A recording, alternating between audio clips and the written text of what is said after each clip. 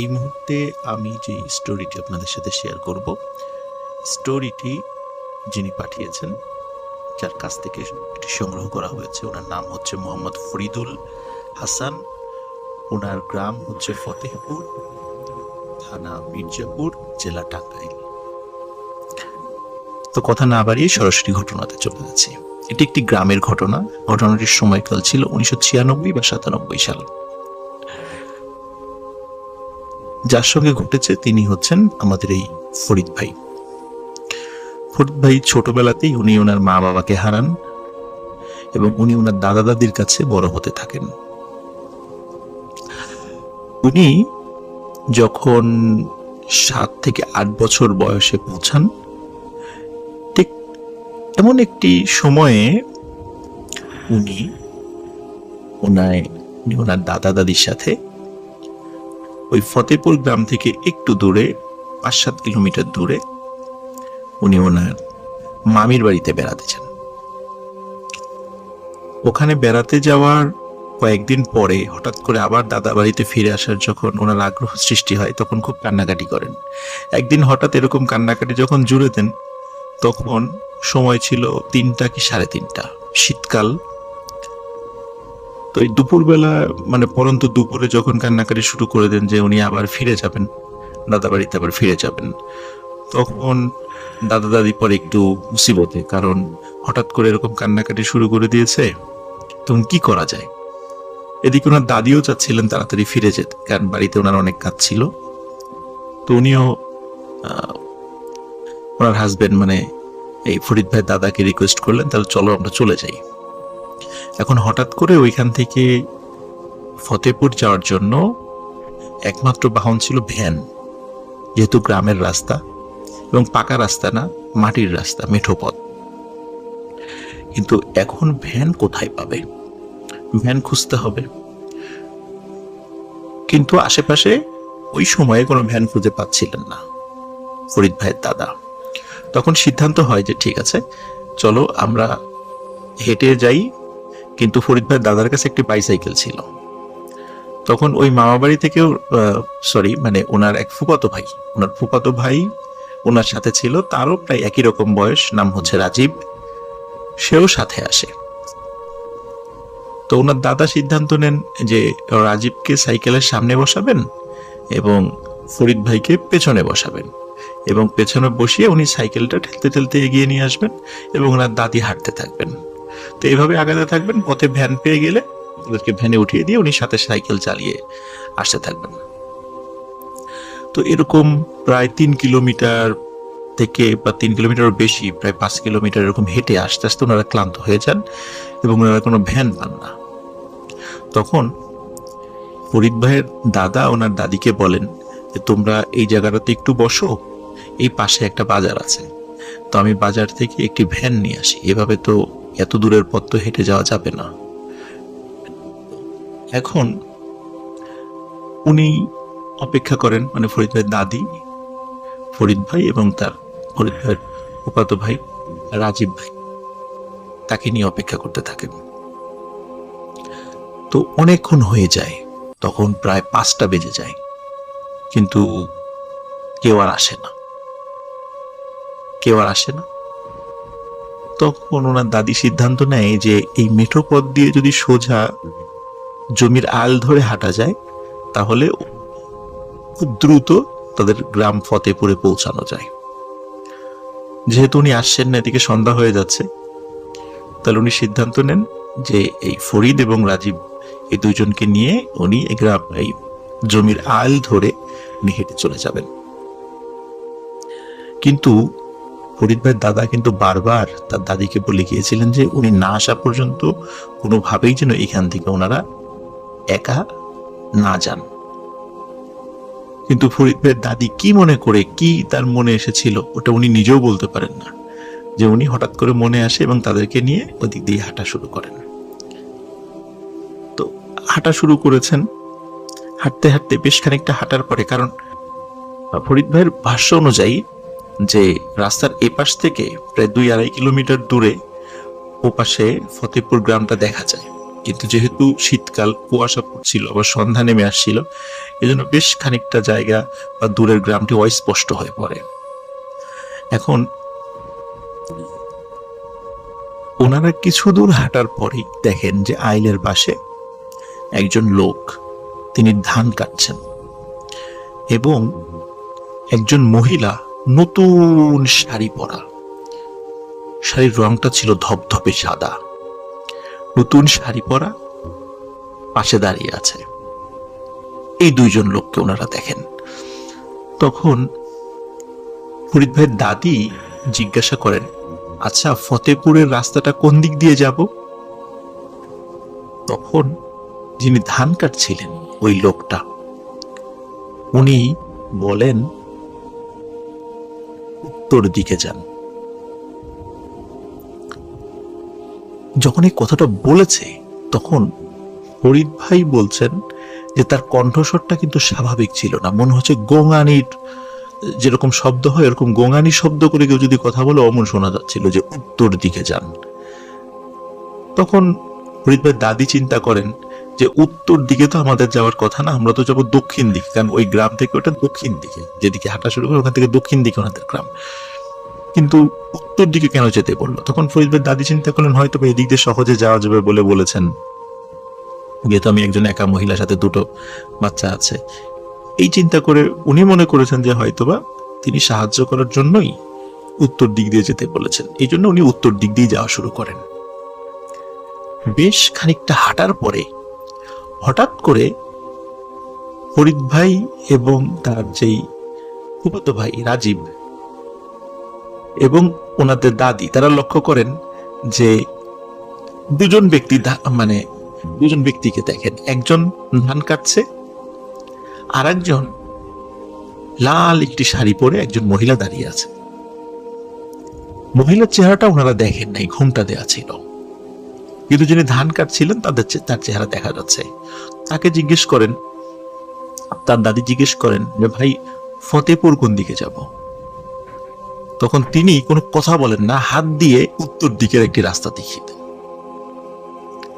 ওই সময়ে ওনার দাদি আবার ওই দিক দিয়ে হাঁটা শুরু করেন। তখন হঠাৎ করে ফরিদ ভাইয়ের মনে হয়, আরে, এই লোকটাকে তো আমি একটু আগেই দেখেছি, উনি তো সেই লোক যিনি একটু আগে আমাদেরকে উত্তর দিকের রাস্তা বলে দিয়েছিলেন, ইনি এখানে আসলেন কিভাবে? সন্দেহ লাগে। তখন উনি ওনার দাদিকে বলেন, দাদি দাদি, একটু আগে তো এই লোককে আমরা দেখেছি, একটু আগেই তো উনি আমাদের রাস্তা দেখিয়ে দিলেন। তখন ওনার সাথে থাকা ফুফাতো ভাই রাজীব বলে, হ্যাঁ দাদি, এই লোকটাকেই তো আমরা দেখেছি, একটু আগে তো আমাদেরকে উত্তর দিকের রাস্তা বলে দিল। তখন ওনার দাদি বলছেন যে না না, তোমাদের কোনো ভুল হচ্ছে, এই লোক না সেই লোক না, মানে এই লোক সেই লোক না। তখন ওরা বারবার বলছে না, এটাই সে লোক, কিন্তু ওনার দাদি বলে যে না, মানে এই ব্যক্তি সে ব্যক্তি না। ওনার দাদি মানতে চান না। তো ওনাদের সাথে কথা বলতে বলতে, মানে এই কথা বলতে বলতে পথ আগাচ্ছেন, আগাতে আগাতে আরেকটু দূরে এসে দেখে একজন বেটে করে বৃদ্ধ লোক, একদম শরীরে কোনো বলতে পারেন যে মাংস নাই, মানে খুবই রোগা, কিন্তু উনি ধান কেটে বিশাল এক স্তূপ করেছেন। তখন তার দাদি ফরিদ ভাই এবং রাজীব ভাইকে বলছেন যে এই দেখ দেখ, এই যেই লোকটা, ইনি যে এত ধান কেটেছে, ইনি এটা কিভাবে নেবেন? তার তো নেয়ার, আরে এটা তো নেয়ার লোক নাই, এটা মাথায় তুলে দেবে কে? তুলে দেওয়ার লোকও তো নেই। এই কথা বলতে বলতে হঠাৎ করে ওনারা তিনজনই দেখছেন যে ওই লোকটা এক হাত দিয়ে ওই ধানের যে গাইডটা উনি তৈরি করেছেন, এক হাত দিয়ে মাথায় উঠিয়ে হাঁটা শুরু করেছেন, এবং হাঁটতে হাঁটতে মুহূর্তের মধ্যে কোথায় যেন মিলিয়ে গেলেন। তখন তার দাদির হঠাৎ করে একটু টনক নড়ে, বলতেছে এই দেখ, এই লোকটার এত শক্তি কিভাবে হলো যে এক হাত দিয়ে এত বড় একটা গাইড, যেখানে একটা শক্তিশালী মানুষের পক্ষেই দুই হাত দিয়ে এটা উপরে তোলা সম্ভব না, কয়েকজন লোক লাগবে, ইনি এক হাত দিয়ে কিভাবে এটা নিজের মাথায় তুলে হনহন করে হেঁটে কোথায় চলে গেলেন? তখন ওনার দাদির মনের মধ্যে একটু খটকা লাগে। এদিকে মাগরিবের আজান দিয়ে দিয়েছে, কিন্তু ফরিদ ভাই খেয়াল করছে যে ওনারা যেই দিকে হাঁটছেন তার উল্টো দিক থেকে আজানের শব্দ আসছে। এবং আর একটা বিষয়, ফরিদ ভাইয়ের ফুফাতো দাদা তিনি ছিলেন মসজিদের মুয়াজ্জিন। যেহেতু তিনি রেগুলার আজান দিতেন, তাই তার দাদা বাড়ির ওই মসজিদের আজান এবং ওনার ফুফাতো দাদার ওনার যে কণ্ঠস্বর, এটা ওনার খুবই পরিচিত ছিল। তিনি বলছেন, দাদি আমাদের উল্টা পাশ থেকে তো আমাদের দাদা বাড়ির মসজিদের আজানের শব্দ আসছে, এই যে আমাদের ফুফাতো দাদা আজান দিচ্ছে। ওনার দাদি বলে, কই আমি তো কোনো আজানের শব্দ শুনি না। তখন রাজীব ভাই বলে যে আমিও তো আজানের শব্দ শুনছি, আমাদের ফুফাতো দাদা আজান দিচ্ছেন, কিন্তু ওনার দাদি কোনো আজানের শব্দ শুনছেন না। এবং অদ্ভুত ব্যাপার হলো, ওনারা যেদিকে যাচ্ছেন বা যেদিকে ওনাদের পথ দেখিয়ে দেওয়া হয়েছে তার উল্টো দিকে সেই আজান হচ্ছে এবং সেই উল্টো দিক থেকে আজানের শব্দ ভেসে আসছে। তার মানে আসলে ওনারা উল্টো পথে যাচ্ছেন, ওনাদের বাড়ির দিকে যাচ্ছেন না, কিন্তু ওনার দাদি কোনো আজানের শব্দ শুনতে পাচ্ছেন না। ওনার দাদি সেই উত্তর দিকে হাঁটতে হাঁটতে হঠাৎ করে একটা জায়গায় এসে দেখে ওনার একটা বিলের কিনারায় এসে দাঁড়িয়েছেন। তখন ওনার দাদি ফরিদ ভাই এবং রাজীব ভাইকে বলছেন, আমি তো এই বিলের কথা শুনেছি রে, এটা তো একটা ভয়ঙ্কর বিল। এই বিলের গল্প তো আমি শুনেছি, আমরা মনে হয় পথ ভুল করেছি, পথ ভুল করে এখানে চলে এসেছি। এখন কি করা যায়? এদিকে আজান শেষ, সন্ধ্যা নেমে এসেছে। হঠাৎ করে তারা তিনজন দেখে দুজন লোক ওই বিলের মধ্য থেকে উঠে আসছে, পানির মধ্য থেকে উঠে আসছে। উঠে আসতে আসতে তাদের কাছে আসে, কাছে এসে বলে কিরে তোরা এসেছিস? তখন তার দাদি হঠাৎ করে তাদের কথা শুনে বলে যে, আরে আপনারা এখানে, আপনারা আমাদের আগে কিভাবে আসেন? আপনাদেরকে না সেই প্রথমে দেখে আসলাম, আপনারা ধান কাটছেন, কিভাবে এখানে আমাদের আগে চলে আসলেন? তখন বলে যে আমরা আসতে পারি, তোরা তো এখানে চলে এসেছিস, তোদেরকে আমরাই এখানে নিয়ে এসেছি, এখন এখান থেকে আর যেতে পারবি না। তখন তার দাদি খুব বিরক্ত হয়ে বলে যে আপনারা এভাবে তুই তুকারি করে কথা বলছেন কেন? ভদ্র ভাষায় কথা বলেন। তখন ওই দুইজনই, ওই একজন পুরুষ এবং নারীর বেশে একজন মহিলা, তিনি তখন সাদা শাড়ি পরা ছিলেন, দুইজন অট্ট হাসিতে ফেটে পড়েন এবং বলেন, তোকে ছেড়ে দিতে পারি, কিন্তু তোর এই দুই নাতিকে ছাড়বো না, এই দুই নাতিকে এখানে রেখে যা। তখন উনি বলেন যে আমার এই এক নাতির মা বাবা নাই, এতিম মানুষ, একে কোনো আমি ছাড়বো তো নাই, আমার যা হয় হোক, কিন্তু এদেরকে আমি ছাড়বো না। তখন ওনারা বলে, এই দুইজনকে তোকে রেখে যেতেই হবে। এই বলে ওই পুরুষ লোক যেটা, সে দুই হাত বাড়ায় ওনার দাদির দিকে।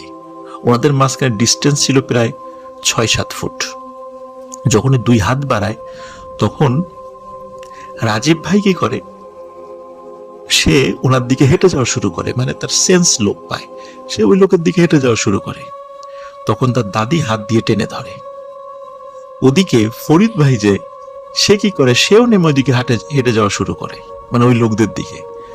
তখন আর এক হাত দিয়ে দাদি ওই ফরিদ ভাইয়ের হাত টেনে ধরে। এদিকে দুইজন ছুটে যাচ্ছে, যে তারা বলছে না ওইদিকে যাবো, এদিকে যাবো, ওই লোকদের কাছে যাবো, কিন্তু দাদি ছাড়ছে না তাদেরকে।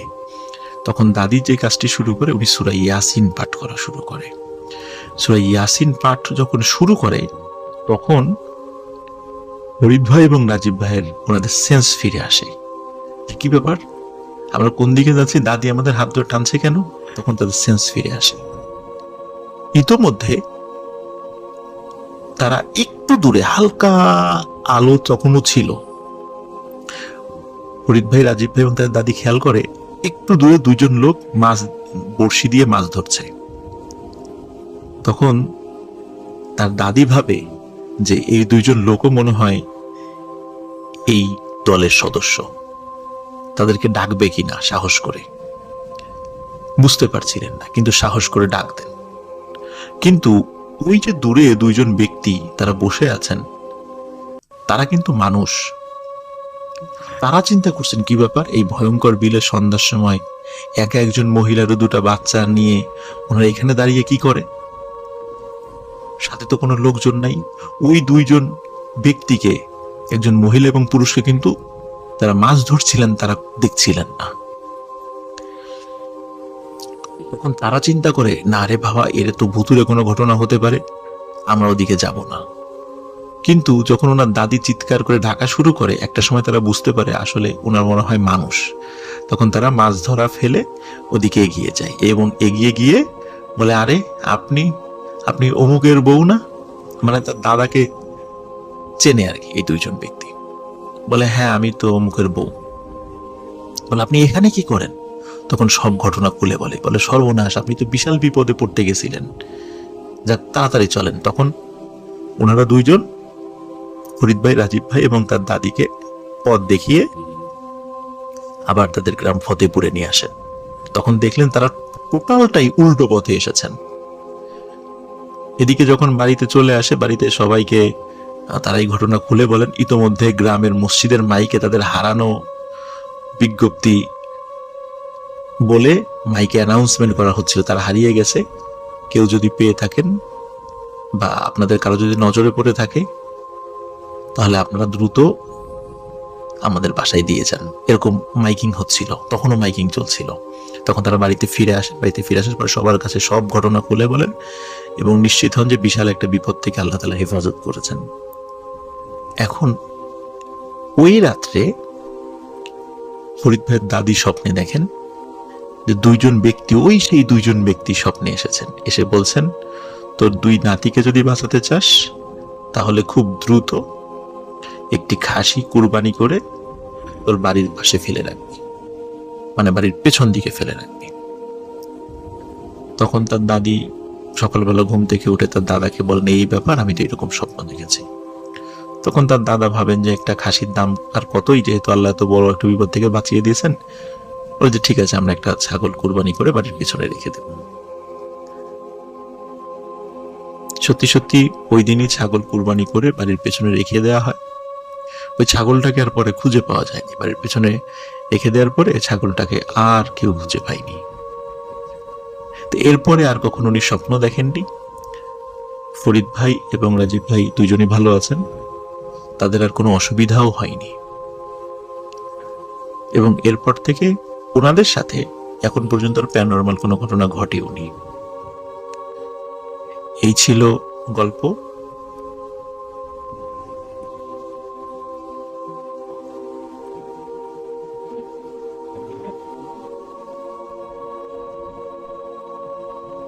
তো আজকে আমি আপনাদের জন্য একটি স্টোরি নিয়ে হাজির হয়েছি। প্রিয় লিসেনার্স, আপনারা বাগেরহাটের নুহিনের ঘটনা ইতোপূর্বে শুনেছেন, যে ঘটনাটি আসলে ওঝা পরিবারের ঘটনা ছিল। নুহিন বর্তমানে দুবাইতে রয়েছে, দুবাই থেকে ঘটনাটি পাঠিয়েছে।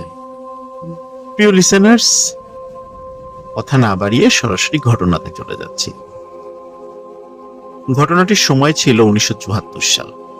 আর ঘটনাটি যার সাথে ঘটেছে তিনি হচ্ছেন এই নুহিনেরই দাদা। আপনারা আগে থেকেই জানেন নুহিনের পরিবার কিন্তু ওঝা পরিবার। ওনার দাদা অত্যন্ত সাহসী মানুষ ছিলেন। ওই সময়ে বাগেরহাটের বিস্তীর্ণ এলাকা জুড়ে বেশ জঙ্গল ছিল, বিভিন্ন জায়গায় অসংখ্য ঝোপঝাড় ছিল। পশু পাখি, স্পেশালি গবাদি পশু ঘাস খাওয়ানোর জন্য তেমন কোনো এলাকা, মানে বিস্তীর্ণ এলাকা পাওয়া যেত না, শুধু বন জঙ্গলেই পূর্ণ ছিল। ওই সময়ে বাগেরহাটের একটি জায়গা ছিল, যেই জায়গার পাশে বেশ ঘাস জন্ম নিত, যার কারণে বলতে পারেন আশেপাশের বেশ কয়েকটা গ্রামের মানুষরাই সেখানে তাদের গরু ছাগলকে নিয়ে আসতো ঘাস খাওয়ানোর জন্য। আর ওই এরিয়াটির পাশেই ছিল একটি লাশ কাটা ঘর। এই লাশকাটা ঘরটি বর্তমানে বাগেরহাটে বিএম ভবন নামে পরিচিত। ওই সময় এই জায়গাটাতে একটি লাশকাটা ঘর ছিল। মাঝে মাঝেই একটা অদ্ভুত ঘটনা সেখানে ঘটত। কখনো কোনো গরু বা ছাগল বা মহিষ বা ভেড়া হারিয়ে যেত, অথবা তাদেরকে ক্ষত বিক্ষত অবস্থায় পাওয়া যেত। তাদের শরীরের বিভিন্ন অংশ খাওয়া থাকত। মানুষ ভাবত যেহেতু সুন্দরবনের কাছাকাছি এলাকা এটা, হয়তোবা জঙ্গল থেকে হিংস্র কোনো জানোয়ার এসে এই গবাদি পশুগুলোর ক্ষতি করছে। আসলে তাদের ধারণাই ছিল না যে ভয়ঙ্কর কোনো একটা জিনিস, কোনো এক অশরীরী পিশাচ এই কাজটি ঘটাচ্ছে। এটি জানাজানি হয় তখন যখন নুহিনের দাদার সাথে একটি ভয়ঙ্কর ঘটনা ঘটে।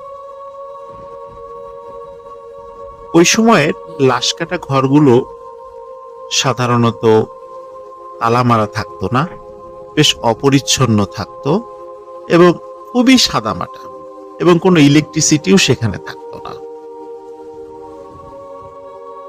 একদিন নুহিনের দাদা, উনি ওনার প্রিয় একটি ছাগল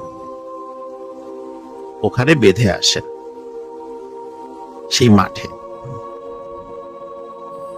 এখানে বলে রাখা ভালো, এর আগেও উনি 2টি ছাগল ওখানে ঘাস খেতে দিয়ে এসে হারিয়ে ফেলেছিলেন। তার মানে হচ্ছে ওই 2টি ছাগল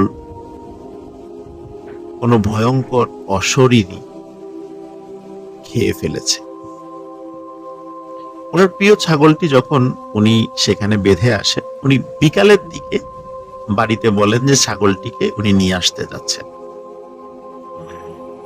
উনি যখন মাঠে যান, উনি দেখেন ছাগলটি কোথাও নেই। এখন অদ্ভুত ব্যাপার হলো যে ছাগলের গলার সাথে যে দড়ি বা একটি ছোট্ট খুঁটা থাকে যেটা মাটিতে গেঁথে রাখে যাতে করে মানে গবাদি পশু অন্য জায়গায় চলে যেতে না পারে, সেই জিনিসটাও বা দড়িটাও নেই। উনি বুঝতে পারলেন যে আসলে এটি কোনো মানে কোনো হিংস্র জানোয়ারের কাজ না। তাহলে তো এই তাকে যখন নিয়ে যেত তখন হয়তো বা আশেপাশে দড়িটা পাওয়া যেত। নিশ্চয়ই ছাগলটি হয়তো বা নড়াচড়া করে মানে মাটি থেকে খোঁটাটা উঠে ফেলেছে, যার কারণে সে আশেপাশেই হয়তো বা কোথাও আছে। উনি খুঁজতে থাকেন ছাগলটিকে। খুঁজতে খুঁজতে যখনই উনি লাশ কাটা ঘরের কাছে এসেছেন, তখনই উনি ওনার সেই প্রিয় ছাগলটির ডাক শুনতে পান। উনি ভালো করে লক্ষ্য করেন এবং শুনতে থাকেন এই ডাকটি লাশ কাটা ঘরের ভেতর থেকে আসছে, এবং মনে হচ্ছে ছাগলটি খুব কষ্ট পাচ্ছে এবং সেই কষ্টের জায়গা থেকে খুবই জোরে জোরে আর্তনাদ করছে। উনি লাশ কাটা ঘরের মধ্যে ঢুকে পড়েন। আগে থেকেই বলেছি ওই সময় লাশ কাটা ঘরের কোনো তালা চাবি থাকতো না, সবসময় ফাঁকা থাকতো। এমনিতেও লাশ কাটা ঘরে যেহেতু মানুষ কম ঢোকে বা কেউ ঢোকেই না, এই জন্য তালা চাবির ওই সময় কোনো প্রয়োজন কেউ বোধ করেনি হয়তোবা। উনি লাশ কাটা ঘরে ঢুকেই দেখেন ওই ঘরের একটি কিনারে তার প্রিয় ছাগলটি দাঁড়ানো। কিন্তু অদ্ভুত ব্যাপার হচ্ছে উনি দেখছেন যে ছাগলটি তার অবস্থান থেকে এক চুলও নড়তে পারছে না, কিন্তু সে সেই জায়গা থেকে সরে আসার জন্য আপ্রাণ চেষ্টা করে যাচ্ছে, এবং মনে হচ্ছে কেউ ওই ছাগলটিকে খুব চেপে ধরে রেখেছে, এবং ছাগলটির দম বন্ধ হয়ে আসছে এবং ছাগলটি আর্তনাদ করছে। তখন উনি অতটা সাত পাঁচ না ভেবেই ছাগলটির কাছে গিয়ে ছাগলটি আনতে চান, এবং হঠাৎ গায়েবী ভাবে প্রচন্ড এক আঘাতে উনি ছিটকে পড়েন। উনি বুঝতে পারেন যে এখানে অস্বাভাবিক কিছু হতে যাচ্ছে, কিন্তু উনি তো কাউকে দেখছেন না।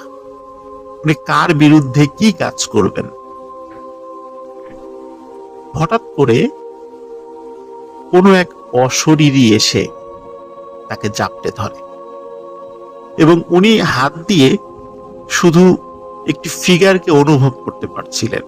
হাত, বুক, পিঠ, পা এরকম অনুভব করছিলেন এবং এই জাপটে ধরার সাথে সাথে ওই লাশ কাটা ঘরের মধ্যেই শুরু হয়ে যায় ধস্তাধস্তি।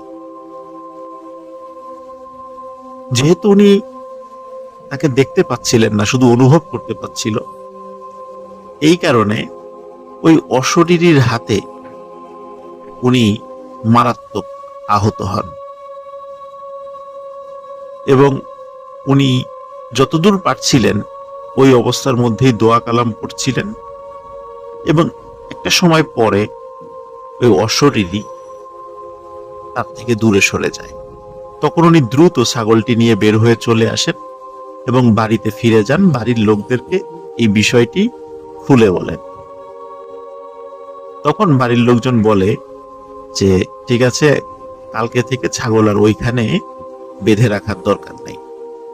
ছাগল বাড়ির আশেপাশেই কোনো একটা জায়গায়, নতুন জায়গায়, সেখানে বেঁধে রাখার কথা বলে তার পরিবারের সদস্যরা। কিন্তু আসলে আশেপাশে এমন কোনো জায়গা ছিল না যেখানে ছাগলের জন্য ভালো ঘাস পাওয়া যেত। ওই জায়গাতে যেহেতু একটা বড় মাঠের মতো ছিল, ওইটাই ছিল উত্তম জায়গা। উনি পরের দিন আবারও ছাগলটি নিয়ে ওই মাঠের কাছে যান। সকাল সকালই যান। সকালে সকাল গিয়ে মাঠের মানে লাশ কাটা ঘর থেকে বেশ দূরে ছাগলটি বেঁধে আবার চলে আসেন। উনি বিকালে যখন ছাগলটি আনতে গিয়েছেন, আনতে যাওয়ার পর উনি দেখেন যে মাঠের পাশে একটি গাছ রয়েছে। এই গাছের নিচে সাদা লুঙ্গি, সাদা পাঞ্জাবি পরা একজন বয়স্ক মানুষ বসে আছে এবং বসে থাকার অবস্থায় তার দুই হাতের পাতা হাঁটুর উপরে ছিল। এমন অবস্থায় তিনি বসে আছেন। তো নহিনের দাদা চিন্তা করছে যে এই লোকটা কে, এখানে বসে আছে, আগে তো কখনো দেখি নাই, এতদিন হয়ে গেল, এই লোকটা কোথা থেকে আসলো। স্বাভাবিকভাবে গ্রামের মানুষরা কিন্তু অপরিচিত কাউকে দেখলে তাদের পরিচয় জিজ্ঞাসা করে। সেই কৌতূহল থেকে নহিনের দাদা ওই লোকটার দিকে এগিয়ে যান। এগিয়ে গিয়ে জিজ্ঞেস করে যে আপনি কে, কোথা থেকে আসছেন, আগে তো কখনো দেখি নাই। নহিনের দাদা লক্ষ্য করেন এই লোকটি কোনো উত্তর দিচ্ছে না, চুপ করে আছে। বেশ কয়েকবার বলার পরে নহিনের দাদা উনি চিন্তা করলেন যে লোকটা এভাবে বসে আছে, চোখ খুলে আছে, তিনি কি মারা টারা গেলেন কি। এই কথা চিন্তা করে উনি এগিয়ে যান এবং এগিয়ে ওই লোকটির গায়ে টাচ করেন, মানে একটু নাড়া দিয়ে দেখার চেষ্টা করেন যে আসলে উনি জীবিত আছেন কিনা। অনেক সময় এমন হয় যে কেউ বসে আছে কিন্তু মারা গেছে, চোখ খোলা, বোঝা যায় না। উনি এই ধারণা থেকেই ওই লোকটার দিকে এগিয়ে গিয়েছিলেন। কিন্তু যখনই ওই লোকটার গায়ে হাত দিয়েছেন, হঠাৎ করে লোকটি নড়ে চড়ে উঠেছে এবং নড়ে চড়ে ওঠার সাথে সাথে নহিনের দাদা দেখে যে ওই লোকটির মাথা আর স্বাভাবিক নাই, ভয়ঙ্কর এক প্রাণীর মতো মাথা হয়ে গেছে এবং বলছে, আজ তুই কোথায় যাবি। এই কথা বলার সাথে সাথে নহিনের দাদার সাথে আবার ওই মাঠের মধ্যে ধস্তাধস্তি শুরু হয়ে যায়। অদ্ভুত ব্যাপার হলো ওই মাঠ থেকে বেশ দূরে আরো অনেক লোক ছিল, তারা কিন্তু এই দৃশ্য কেউই দেখতে পাচ্ছিলেন না। নহিনের দাদাকেও দেখছিলেন না, আর ওই অদ্ভুত জিনিসটাকেও দেখতে পাচ্ছে। নুহিনের দাদা আচমকা আক্রমণে উনি আসলে কোনো প্রতিরোধ ব্যবস্থাও গড়ে তুলতে পারেন নাই। সামান্য আঘাতেই উনি সেন্সলেস হয়ে যান। এদিকে সন্ধ্যা হওয়ার পরও যখন নুহিনের দাদা বাড়িতে আসছিলেন না, নুহিনের ফুপু, তারপরে নুহিনের যা চাচারা, ওনারা খুব চিন্তিত হয়ে পড়েন। যেহেতু আগের দিনই একটা ভয়ঙ্কর ঘটনা ঘটেছে এবং আজকে সন্ধ্যার পরেও বাড়িতে আসছেন না, পরিবারের সদস্যরা এই বিষয়টা ভেবে সবাই মিলে ওই লাশ কাটা ঘরের কাছে যে মাঠ আছে সেখানে যান।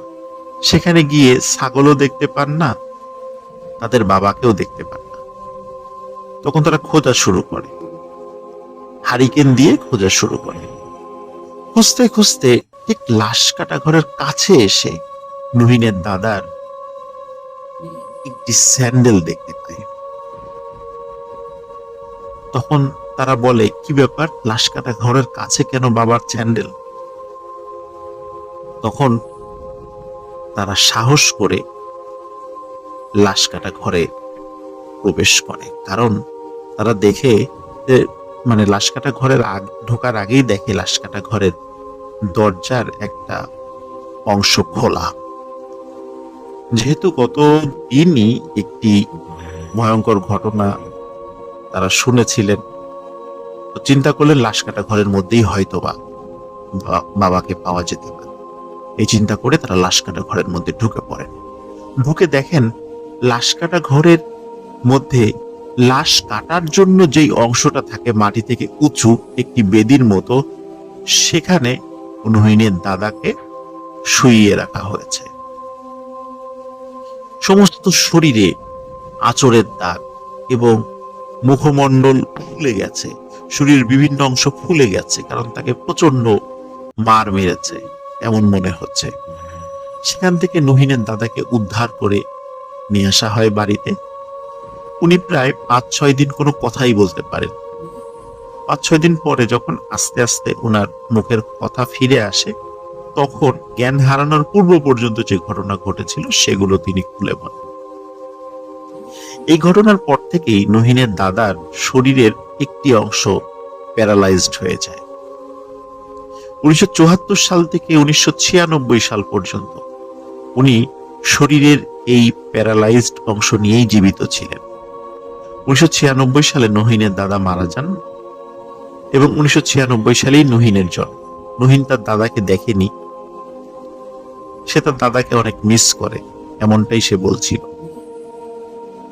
লিসেনার্স, লাশ কাটা ঘরের অনেক ঘটনা আপনারা শুনতে চান, এমন একটি ঘটনা ওঝা পরিবারের সাথে ঘটেছিল। সেই ঘটনাটি আমি আজকে আপনাদের শেয়ার করলাম।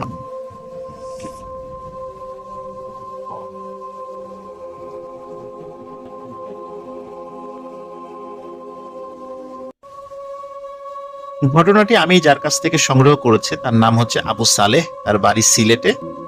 সে একজন আনসার সদস্য। আমি যে সরকারি প্রতিষ্ঠানে কর্মরত আছি, আমাদের প্রতিষ্ঠানের নিরাপত্তার দায়িত্বে সে এখন আছে।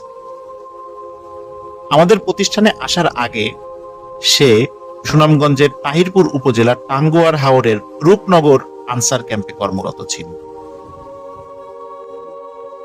তার কাছ থেকেই এই ঘটনাটি আমি সংগ্রহ করেছি এবং এই ঘটনাটি তার নিজের সাথে ঘটে যাওয়া ঘটনা। 2020 সালের এপ্রিল মাসে রাতের বেলা তাদের কাছে একটি খবর আসে যে মাদকদ্রব্যের একটি চালান তাদের ক্যাম্পের খুব কাছ দিয়ে গভীর রাত্রে যাওয়ার সম্ভাবনা আছে। এই জন্য তারা গোপন সংবাদের ভিত্তিতে এই অপরাধী চক্রকে আটক করার জন্য তারা তাদের ফোর্স নিয়ে রেডি থাকে। রাত যখন প্রায় 3টার দিকে, তখন তাদের ক্যাম্পে থাকা সার্বক্ষণিক একজন মাঝি তিনি তাদেরকে ডাকতেন। তারা 4-5 জন নৌকায় বসে পড়ে। এই নৌকাটি ছিল ইঞ্জিন চালিত নৌকা। ইঞ্জিন চালিত এই নৌকাটি নিয়ে তারা ছুটতে থাকে। নৌকাটি নিয়ে যখন তারা আগাচ্ছে, টাঙ্গুয়ার হাওরে কিন্তু অসংখ্য গভীর জায়গা যেমন আছে, ঠিক তেমনি পানির নিচে চলে যাওয়া কিছু বন বাদারও আছে। এটা একদম আন্ডার ওয়াটার ফরেস্ট আমরা বলতে পারি। অনেকে সেগুলোকে সোয়াম্প ফরেস্ট বলে, কিন্তু সোয়াম্প ফরেস্টের একটা বিষয় হচ্ছে গাছের উপরের অংশ উপর দিকে থাকে, কিন্তু টাঙ্গুয়ার হাওরে পানির পরিমাণ বেড়ে গেলে অনেক জায়গার গাছ সম্পূর্ণ পানির নিচে চলে যায়, সেটাকে আমরা আন্ডার ওয়াটার ফরেস্টও বলতে পারি।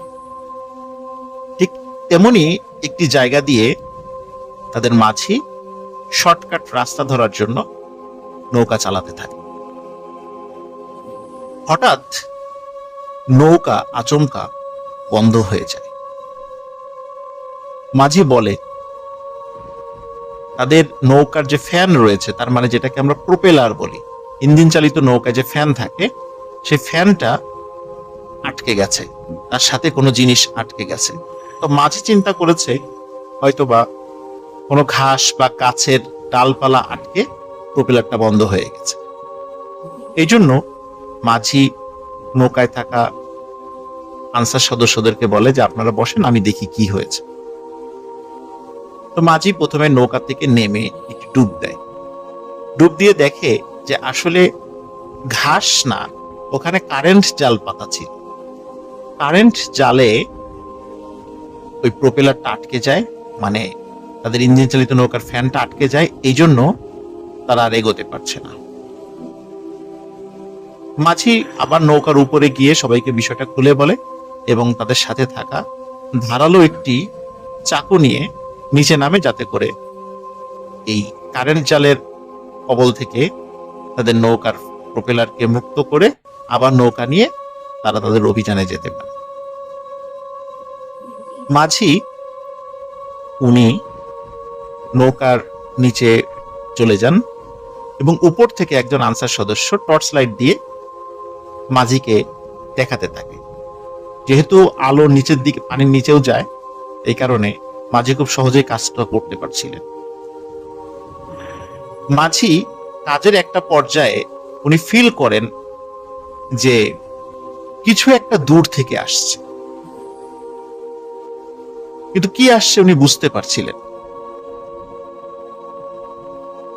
মাঝি হঠাৎ করে যেই দৃশ্যটি দেখেন, সেটি দেখার জন্য আসলে উনি মোটেও প্রস্তুত ছিলেন না। উনি দেখেন অনেক বড় একটি বোয়াল মাছ ওই মাঝির দিকে তেড়ে আসছে। বোয়াল মাছটি এত বড় যে তাদের যে নৌকা, এই নৌকার থেকেও আরো অনেক গুণ বড়। এবং বোয়াল মাছের আমরা যে সুর থাকে, যে সুরটা দেখি, দুটো সুর থাকে, মাঝির ভাষ্য অনুযায়ী সেই সুর দুটি ছিল তরবারির মতো ধারালো, লম্বা। এত বড় বোয়াল মাছ পৃথিবীর কোথাও আছে কিনা এটা জানা নাই। মাঝি বুঝতে পারে এটি কোনো সাধারণ বোয়াল মাছ নয়। উনি প্রচন্ড চিৎকার দিয়ে উপরে থাকা আনসার সদস্যকে তাকে টেনে তুলতে বলে। আনসার সদস্যরা তাকে টেনে তোলে।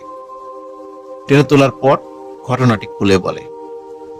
আনসার সদস্যরা হঠাৎ দূরে পানির মধ্যে থেকে এক ধরনের ভয়ঙ্কর বুদবুদি তারা লক্ষ্য করে এবং অনেক সময় পানির মধ্য থেকে, মানে উপরের দিকে পানি উঠে আসা আমরা দেখতে পাই। অনেক সময় মাছ এরকম কাজটি করে। তো হঠাৎ করে এমন ভাবে নিচ থেকে পানির একটি ঢলকা উপর দিকে উঠে আসে, তখন মনে হয় নিচ থেকে অনেক বড় কোনো একটা কিছু এরকম পানির উপরে আলোড়ন সৃষ্টি করেছে। তারা দ্রুত ওইখান থেকে চলে আসে। চলে আসার পর ক্যাম্পে ফিরে এসে সবাইকে ঘটনাটি খুলে বলে এবং এই ঘটনার সাক্ষী ছিল আমাদের আনসার সালেহ। তার কাছ থেকে ঘটনাটি শুনেছি। প্রিয় লিসেনার্স, আশা করি আমাদের ঘটনা আপনাদের ভালো লেগেছে। ঘটনা ভালো লাগলে লাইক, কমেন্ট ও শেয়ার করে আমাদের সাথে থাকুন। পরবর্তী ঘটনা শোনার আমন্ত্রণ জানিয়ে আজকের মতো এখানে বিদায় নিচ্ছি। আসসালামু আলাইকুম।